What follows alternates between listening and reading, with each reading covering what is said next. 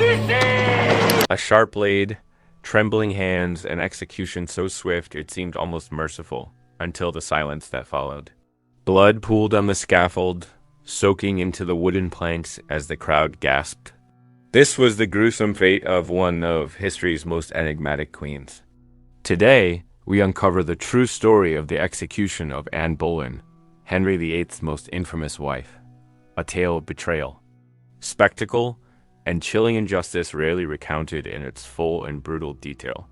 Anne Boleyn was born sometime around 1501, in a world where courtly grace and political ambition often clashed fatally. When she returned to England from the European court in her early 20s, Anne possessed a rare charisma. Not considered classically beautiful, she captivated those around her with wit, intelligence, and striking dark features. Even King Henry, who had once adored her older sister Mary, became enthralled.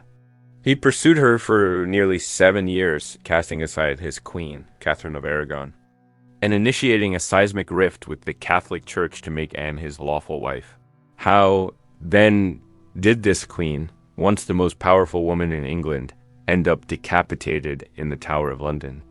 The downfall began with a shift in fortune.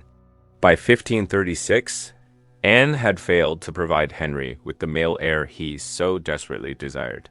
Though she had given birth to Elizabeth, the future queen, Henry's disappointment was palpable. Political enemies at court, sensing the king's waning affection, conspired against Anne. Thomas Cromwell, Henry's chief minister, played a central role.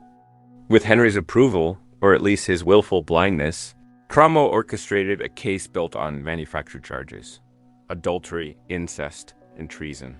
The accusations were as shocking as they were improbable. According to the indictments, Anne had betrayed the king with multiple men, including her own brother.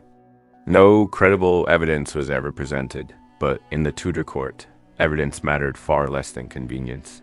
Anne was arrested and taken to the Tower on May 2nd. Witnesses described her as calm, even defiant, though her composure wavered in private moments. She denied all charges, and her trial was a farce. The outcome had been predetermined. Her supposed lovers were convicted swiftly, and Anne's own trial followed with grim predictability. The sentence: death by burning or beheading at the king's discretion. Henry, perhaps seeking to show mercy or simply expedite matters, chose beheading and ordered an expert swordsman to be brought from France, bypassing the English axe. During her final days, Anne remained imprisoned in the Tower's royal lodgings, surrounded by a handful of ladies appointed to watch and report on her every word. She prepared herself with a composure that unnerved even her enemies. According to eyewitnesses, she prayed, sang hymns, and spoke often of her innocence and her daughter. The waiting, not knowing the hour of her death, was a torment. At one point, her execution was delayed, and she reportedly joked, darkly, that she would have the time to practice her death speech once more.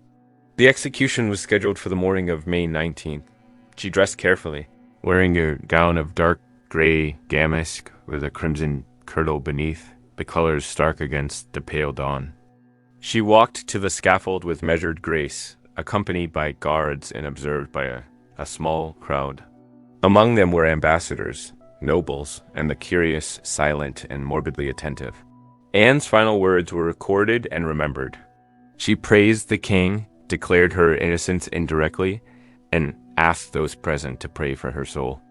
Then she knelt upright, as required by the French method of execution, and removed her headdress. The executioner, specially trained and brought across the channel, approached without warning. In a masterstroke of deception, he called for his assistant to fetch the sword, distracting Anne. In that instant, he drew the blade hidden behind his back and struck. It was a single, clean blow. Her head fell forward, landing in the straw. Forward to gather the remains. One wrapped the head in a cloth. Another held the body. No coffin had been prepared. Instead, her remains were placed in an empty arrow chest and carried to the nearby chapel of St. Peter ad Vincula, where they were buried in an unmarked grave. Only centuries later would her final resting place be identified. The speed of Anne's destruction was almost surreal. She had been queen for just 3 years. Her marriage had begun with unprecedented promise and ended in tragedy. Within a day of her execution, Henry announced his engagement to Jane Seymour. Within 2 weeks, they were married. For Henry, Anne's death was not a tragedy. It was an administrative necessity, a closing of one chapter to begin another. But the implications of her death echoed far beyond the scaffold. Her daughter, Elizabeth, would grow to become one of England's greatest monarchs. The irony is bitter. The woman whose head rolled on Tower Green gave birth to the Queen who would define an era. Anne's ghost, legend says, still walks the tower at night, headless, silent, perhaps searching for justice that never came. The gruesome execution of Anne Boleyn is more than a historical event. It is a symbol of how power, when unchecked, can consume even those closest to it. Her death reminds us that truth is often the first casualty in the pursuit of ambition. Anne, once a queen, ended as a condemned traitor, her blood mingling with the dust of the tower. Yet even in death, her legacy endured. Not through monuments or royal favor, but through the reign of her daughter, who carried her mother's intelligence, will, and fire. Elizabeth would never forget the fate of her mother. And through her, Anne Boleyn would have the final word, not from the scaffold, but from the throne.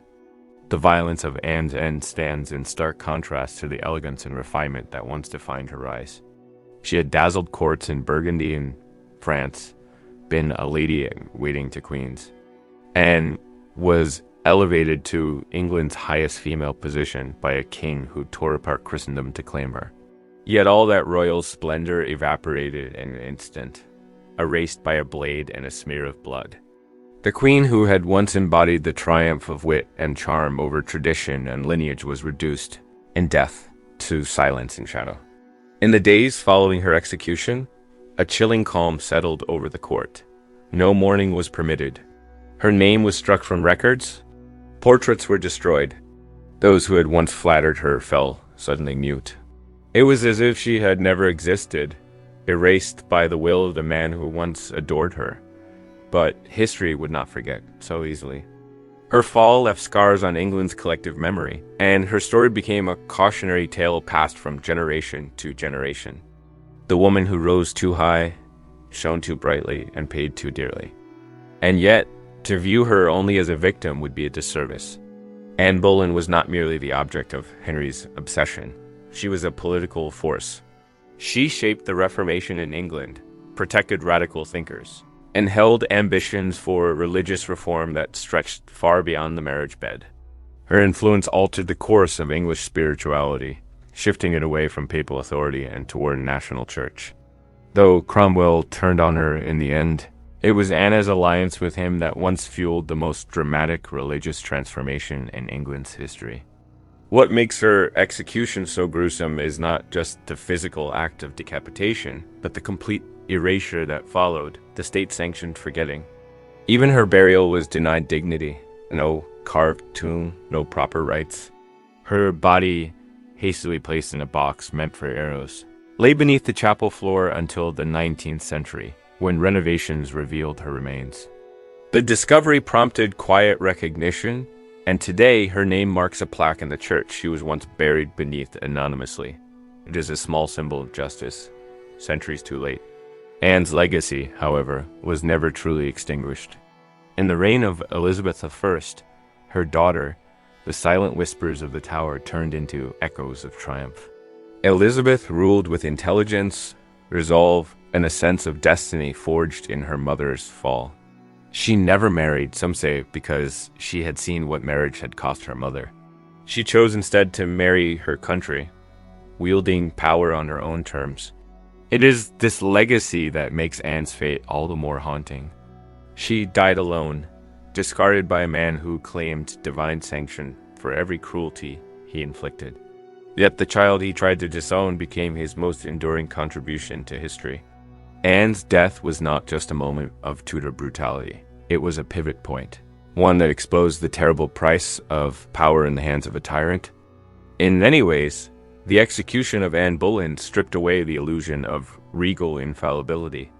It showed that queens, even those beloved and anointed, could be undone by whispers and politics. It exposed the monarchy's reliance on spectacle to control narratives, but it also revealed the resilience of truth. Because no matter how thoroughly her name was buried, Anne's story rose from the ground alongside her daughter's coronation. Her bloodline triumphed where body had been forsaken. In the end, Anne Boleyn's gruesome fate stands as one of the most chilling reminders in history.